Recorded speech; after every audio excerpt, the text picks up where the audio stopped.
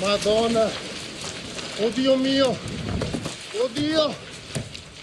Siamo a Vic, nella frazione di Frassenè di Voltago a Gordino, dove la notte scorsa in questo fienile è divampato un incendio che ha intaccato i tetti di 3 delle case adiacenti. Tragedia sfiorata, l'incendio divampato la notte scorsa ha spaventato e non poco. Per fortuna non ci sono stati feriti. Noi siamo arrivati ieri sera verso le 11 e ho visto un contesto abbastanza apocalittico. Ho pensato a subito al peggio per tutte le abitazioni qui di località Vic e anche per i fienili. Abbiamo detto siamo in sicurezza verso le 4:30 del mattino, quindi capite che le ore non passavano mai. Panico tra i presenti, il quarto d'ora passato in attesa dell'arrivo delle prime squadre dei vigili del fuoco è sembrato infinito. E mio figlio è arrivato in camera, mi fa: papà, c'è un disastro. Ho guardato dalla finestra di casa mia, che questa qui è adiacente all'incendio, ho visto un bagliore allucinante, sono uscito sul terrazzo, c'era un caldo micidiale. Ma è venuto mio fratello a chiamarmi che vedeva già le fiamme alte e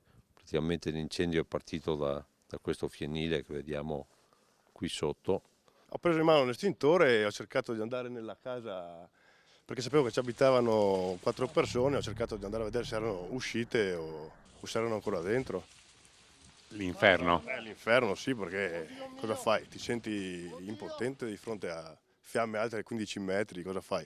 Inizialmente in via Prudenziale sono state evacuate una trentina di persone. Noi ieri appena siamo arrivati abbiamo evacuato circa 25 persone. Alle 5 di mattina erano rientrate tutte le persone più o meno delle abitazioni che non erano state interessate alle fiamme, mentre abbiamo una situazione allo stato attuale che in questa abitazione ci sono insomma una famiglia di 4 persone con 2 minori e questi sono residenti stabili durante tutto l'arco dell'anno, mentre qui sotto ci sono 2 famiglie di seconda casa e quelli questa sera torneranno insomma nel loro comune di residenza. In una decina sono stati ospitati da parenti e amici e solo 3 hanno preferito dormire nelle scuole elementari attrezzate per fare fronte all'emergenza risoltasi grazie all'intervento di vigili del fuoco effettivi e volontari di Agordo, Belluno, Caprile, Cosaldo e Canale d'Agordo. E come ho detto anche quei 30 cittadini che hanno fatto la differenza anche loro. Grazie di cuore davvero a tutti per il supporto. Le operazioni di verifica di eventuali focolai sono proseguite per tutta la mattinata, mentre venivano anche effettuate le operazioni di bonifica e di messa in sicurezza degli immobili,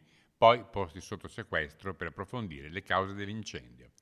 Tra le ipotesi ci potrebbe essere il malfunzionamento di una caldaia per il riscaldamento o un cortocircuito elettrico. La fortuna ha voluto che non ci fosse vento e che le fiamme siano divampate quando la gente era ancora sveglia, dando così immediatamente l'allarme.